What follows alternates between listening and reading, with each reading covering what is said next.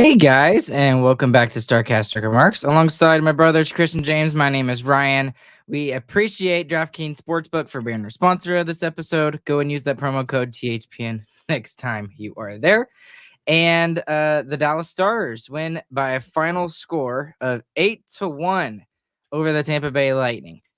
Huge bounce back game after the last game and giving up another third period lead. And it really does kind of help. And it feels even better when it's against the Tampa Bay Lightning when they defeated us back in 2020. So, guys, how are y'all doing? What's y'all's thoughts on the game originally?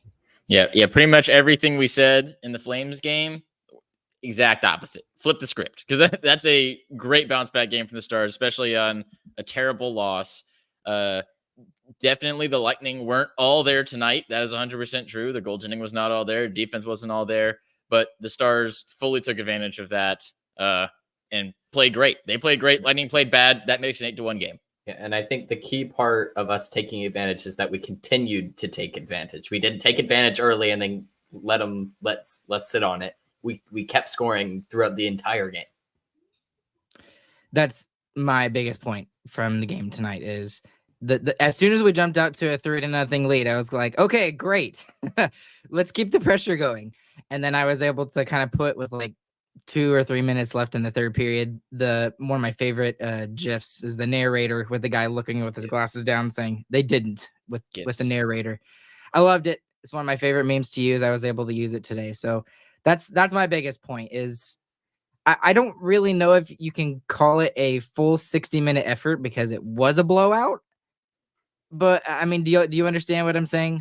I mean, they scored. It wasn't a close game. It wasn't they scored in the 55th minute of the game, though. I mean, they were still playing. Yeah. Definitely the first 10 minutes of the third, it kind of pulled back a little bit, but it was a boring 10 minutes too, and that's exactly what you want when you're leading by 5 goals. So right. I would call that a 60-minute effort, 100%. It's a little bit cheap because they were ahead by so much. I see what you're saying, Ryan, but it was still a great all-around game. Yeah, I agree. It's just I would like to see. I would like to see them continue this. Same thing when the other team is playing good. Agreed. Yes, that's kind of what I'm saying. Thank you for putting the words in my mouth, Chris. Because exactly, the third period is kind of like, oh, okay, let's move this along. Nothing to see here. So we'll get to see if they can pull off another 60-minute effort against the Tampa Bay Lightning very soon here in the next couple of days. So we'll see how that goes for them there. But love the home and homes too. Lightning got a little bit violent at the end there. We'll see. We'll see if there's anything that comes due from that. Jamie was there to kind of tell Austin Watson to kind of chill out and like, dude, it's the game's blowout though. He might get a little bit more. Yeah, that's true. That's also very true. So, cool storylines from here tonight. All 4 lines get in on the scoring today.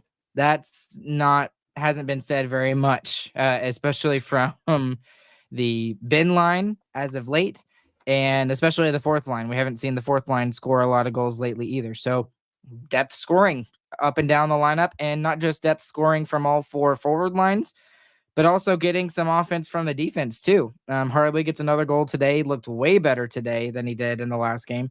And then Hakanpää with probably one of the few times I get to say this, with a multi-point game with 2 assists on the stat sheet. So pretty cool stuff from everybody offensively today.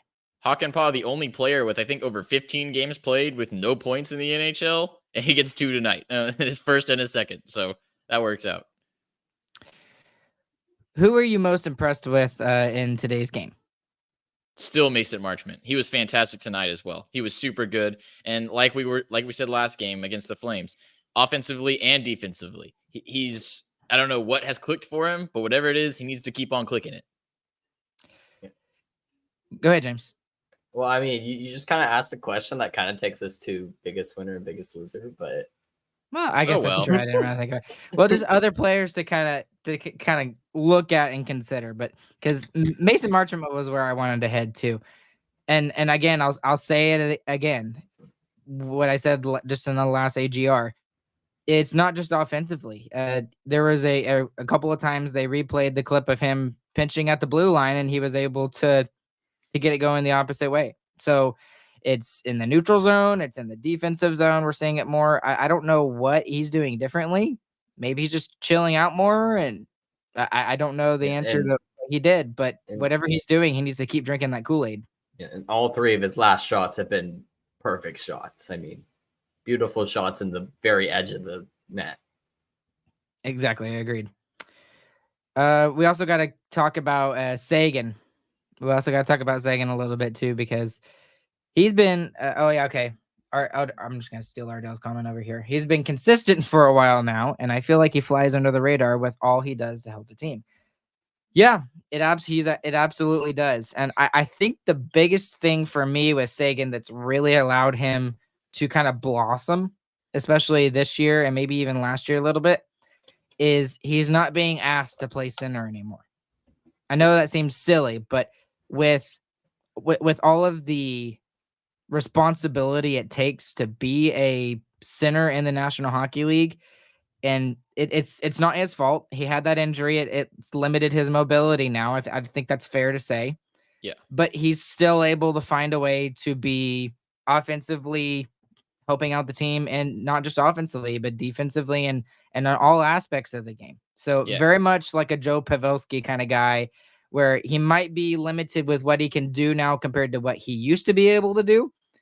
But dude, he's showing up on the score sheet left and right now. Yeah, and I think that's the key why the switch to wing has worked for him. It's not because he couldn't play center anymore. He's lost the speed. He's lost the speed that allowed him to be an exceptional center.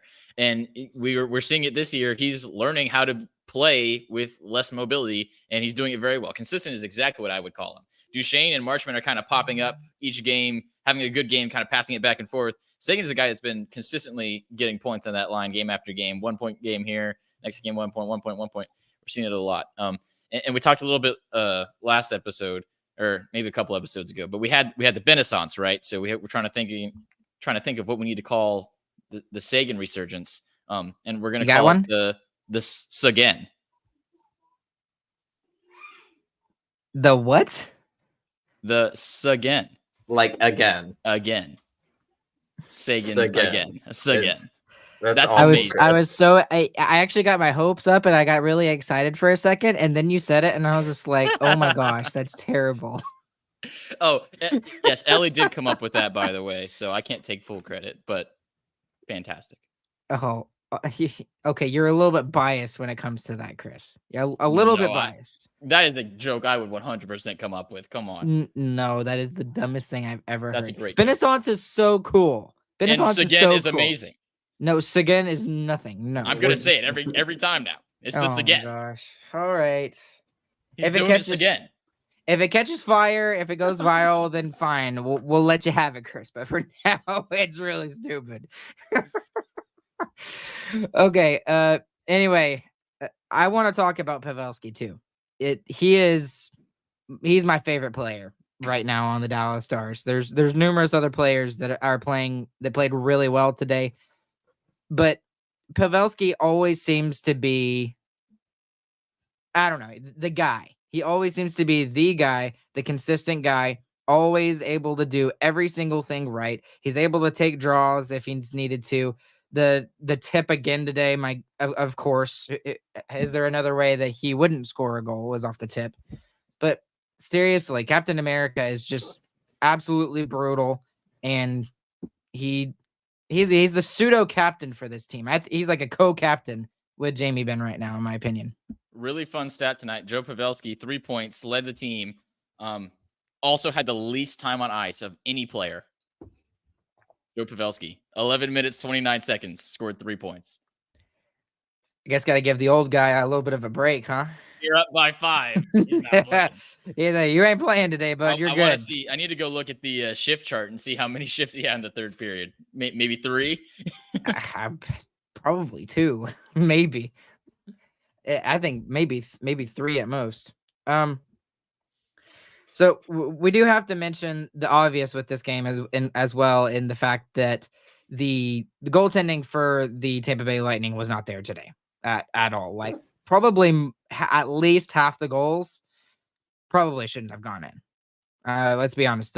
The Robertson goal, the first Robertson goal, the second goal of the game probably shouldn't have gone in. Jamie's goal that went sort of kind of 5-hole, went under the pad. That probably shouldn't have gone in. The Harley goal probably shouldn't have gone in either. So, I mean, I don't know, but still, regardless of the fact is they didn't back off on the pressure and they were able to keep the pressure up throughout the entirety of the game today. That's what I'm most excited about with this game. Yeah. The lack of goaltending made this a blowout game. If there was good goaltending, the Stars still would have won handily. It still would have been 3 or 4 goals. Yeah. We should have had 3 or 4 goals at least still today. Yeah, I mean the crazy thing is you look at the other end of the ice. I mean Otter had a crazy night too. He had one goal. He did have a good 3 game, fantastic timely saves. Agreed. James is trying not to die over there. He's muting himself every time. I have the hiccups and I can't stop. I've been trying for like 5 minutes. Yeah. Well, you kind of mentioned him a little bit. Otter with 2 really good games back to back for him. One against Winnipeg and then the game tonight. And it's not like the Tampa Bay Lightning didn't have their chances. Like y'all mentioned, there were some pretty big stops that he made. There was a couple on Kucherov. There was one on Point. There's a really big one on Stamkos where he just got a piece of it and was able to get it out of play. But still, his play was really good tonight too.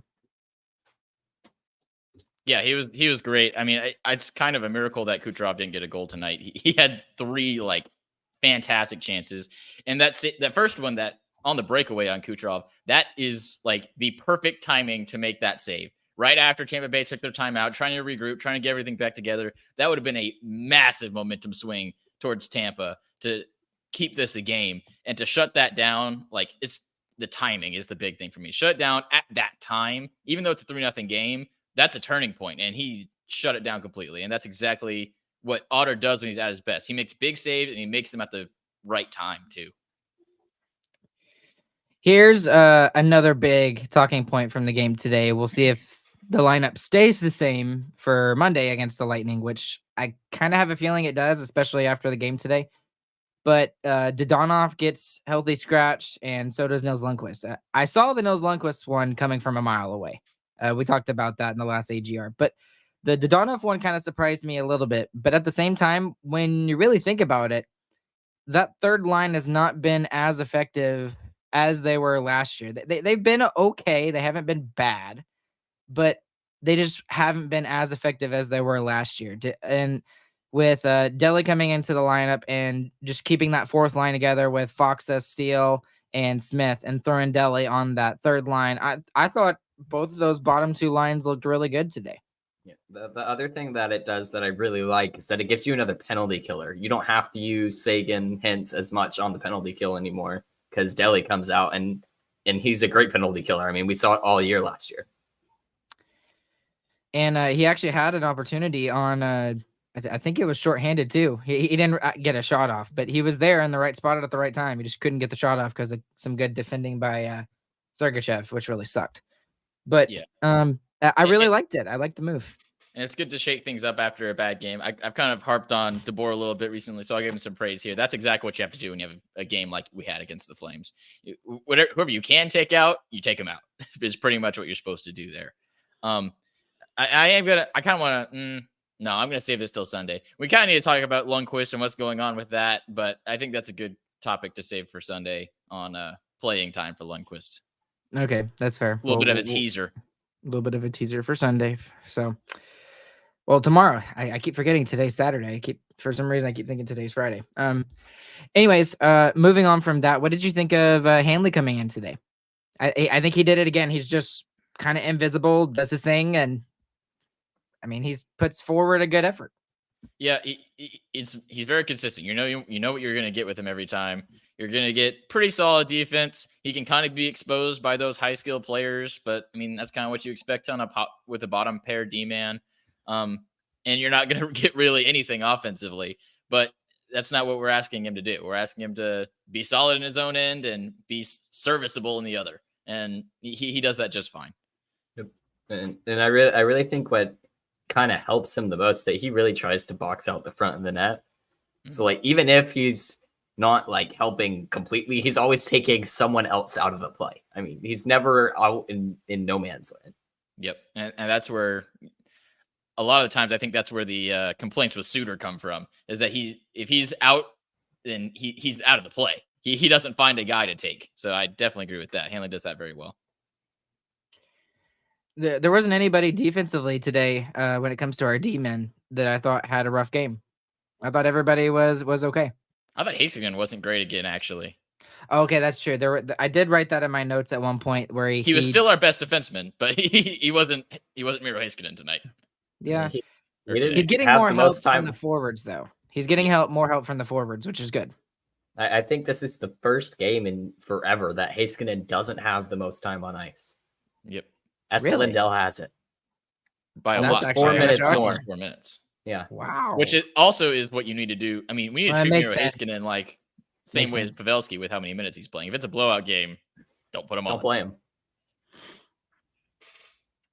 Yeah, that is crazy to kind of look at the time on ice and see that Pavelski's got 11 and a half and Miro has barely 20. Like 5 seconds and he'd be under 20 minutes. That's crazy.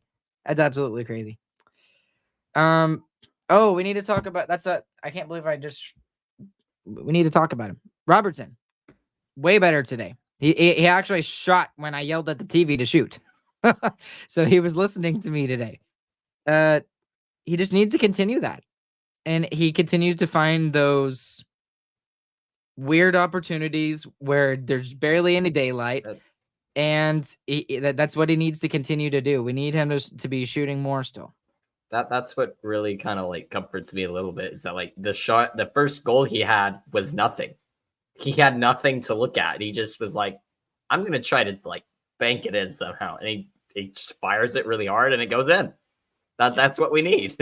Yeah, the Stars shooting all around today was really good. We had great shots. Marchment's goal was a fantastic shot as well. I mean, good shooting today from the Stars. How is it that there's 7 different goal scorers and we have 8 goals total, and Matt Duchene gets no points in the game today? Not trying crazy? Either. I mean, the last 5 minutes he was trying to score on himself. Yeah, you see him shaking his head on the bench when it was like 7-1. And it was like he had an opportunity where it's just him and it was like 1-on-3 and he got a shot and even got his own rebound, and I'm just sitting there shaking my head like Matt, what are you doing? Those numbers. Yeah. But that's what we have to. That's what we have to see with this team. I mean, they just gave up multiple bad leads in the third. I want to see that every time, even if it's 6-0. I mean, like, just keep going. Yeah, probably helps that Duchene's playing for a contract as well. So definitely, the more numbers he could put on there. Yeah, whether that's with the Stars or not next year, which still I don't want to talk about that yet. He's still on the team. I don't want to talk about that yet. I have a feeling of what's going to happen, but still don't want to talk about it. Okay. Just random question because I don't even remember. Did Hanley play with Harley and Essa and Yanni stay together today? I think it's just fun saying Harley and Hanley pairing. That would be fun. Harley kind of played some with Lindell too, which is why Lindell's minutes is higher than every other defenseman, because he was shifting with both Harley and Hakanpää. But for the most part, Harley Hanley were together. Mm-hmm. I do want to talk about one last thing, and then I'll just leave it up to whatever you guys. What else do y'all want to talk about? But a couple of the penalties in today's game on both sides were kind of like really. If this was a close game, this might have been one of the worst officiated games. I mean, it was awful. The boarding call on Joe Pavelski might be the worst. He didn't even touch the boards. Neither guy touched the boards, and they called boarding. If you watch the replay, he actually goes around the guy to make sure he hits him from the side. Yeah. Like on the replay, it was clear as day that's exactly what he did. And then every touch foul was called on the Stars, and the Lightning get away with picks. They get away with high sticks. They get away with late hits. They get away with actual boarding. And we still beat them on the power play. So yeah, it was pretty ridiculously officiated game. Maybe it would have been better if it wasn't a blowout, but man, that was rough from the Stripes. Well, And I'll Especially- be fair too, because the two Hedman penalties, the first one was kind of stupid. The tripping call on Hintz, it wasn't really tripping. That was kind of a weak call as well. The second one, I could definitely see how could be viewed as interference, but 1,000% interference. That I mean, was they 100% were doing it interference. all night long too, and they only called it once. I mean, he didn't get any of his body on Robertson at all. If you hit him, it is different. Okay, he did Yeah, not hit him. It wasn't body on him. It was just arms. yeah. And that was all night long. They did that to Hintz all night long too, which I think is why the tripping on Hintz was called too. Because I mean, Joe was screaming at the refs going off the ice of the first. I mean, Yeah, I that don't was know if y'all hilarious. saw I it, love but- that. But like Joe Pavelski Yeah. was yelling at the refs in a game that we were winning 3-1. Yeah, you don't get that from Joe Pavelski very Ever. often, And unless you he feels probably very won't wrong. get it again. Yes, yeah. But like even looking in the third period, like the Ben penalty that was hooking on Tyler Mott, that was kind of dumb too.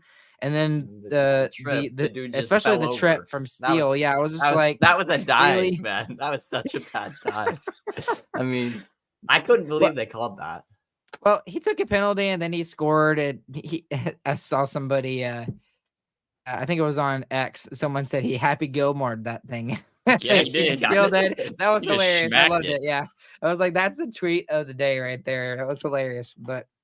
And somehow it was like a flutter puck and went perfectly in. So, that was one other thing. Like the Stars had all the puck luck today compared to what it felt like the last couple of games. The last like 3 weeks, it's felt like that. Yep. I just hope we didn't use all of our puck luck today in today's game, but we'll see. We'll see when is it Monday that the Stars play the Lightning again, or is it later? Monday. Okay. Okay. Anything else y'all want to talk about before we do biggest winner, biggest loser?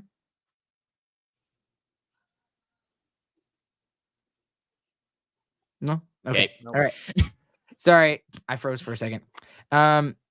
So let's do biggest winner. Chris, biggest winner. Marchment, for the reasons I already stated. Yep. I'll give it to Pavelski because I'm a Pavelski stan. He's my dude. And I give mine to Robertson because 2 goals and now goals in back-to-back home games after not scoring one at all previous. So, yeah. Were both of his goals on the power play today? No, only one. Only one? Okay, well, I think he's got 3 power play goals on the season. I think that's like half of his goal total about. I think he has 7 on the year. Something He's like 8 that. now. But he has 8 now? Okay, that's good. All right. Biggest loser tonight. The Lightning. They lost by 7 goals. The Lightning are the biggest losers. The Lightning goaltending? I'm not gonna give it. I'm specifically gonna give it to Vasilevsky. I mean, Johansson didn't do He any Johansson better. didn't play Well, good either. He sucked. Well, especially the last goal. Oh boy. Yeah, that was rough. But I don't know, specifically Vasilevsky. Although one thing about that, do you like the fact that Coach Cooper left him in there? Because he wanted to take him out when it was 6-1. And Vasilevsky was like, no, you're not taking me out. No, shook his head no. And Cooper was like, okay, whatever. That's just kind of what he does, honestly. Yeah, I think when you've won 2 cups and have been the best goalie of the past 10 years, you kind of get to do what you want. Exactly. That's my thoughts exactly, Chris. When you've led your team to 3 straight Stanley Cup finals, you get that opportunity to make that decision. So, okay. Anything else that needs to be made mention of? No? Okay. All right. Well, a couple of things from me. First off, we have to address the elephant in the room when it comes to Chris. Chris, yeah, well, actually, there's a frog. So it's a frog. The frog in the room. He's getting married. He's getting married here in a couple of weeks on the 17th. So if y'all will give Chris some love and on X or Twitter or whatever it's called now, or wherever you want to give him love, send it to him. He needs it. He's getting himself hitched, and he's going to regret it for the rest of his life, but we'll see how that goes too. No, but okay. We're very excited for him, and I know he's very excited as well. So we're happy for you, Chris. We love you, bud. Thank you. And we will be back on Sunday with you guys. So tomorrow, and I still didn't talk to you guys about it, but 7? Yeah. 7? Okay. Yeah, All right. 7. 7 o'clock Eastern. Central Standard Central Time. I don't even know if it's Central Standard Time or Daylight Savings Time. I don't know. Central Time, 7 o'clock. And we're going to be discussing all sorts of things that have happened in the last couple of weeks. We're going to do some of the Lundqvist talk. We've got to talk about Bistro and his decision to go back to Europe. We got to talk about Corey Perry, some of the other teams that have kind of really struggled as of late. Some of the top teams, which is kind of crazy, like Boston and Vegas and some of these other teams all of a sudden just not doing too well. And the parity in the league is just getting crazy here. So a lot of like 500 NHL teams right now. We'll get into that a little bit too, and anything else that we want to tomorrow night. So along with Chris and along with James, my name is Ryan. We'll catch you guys on the flip side.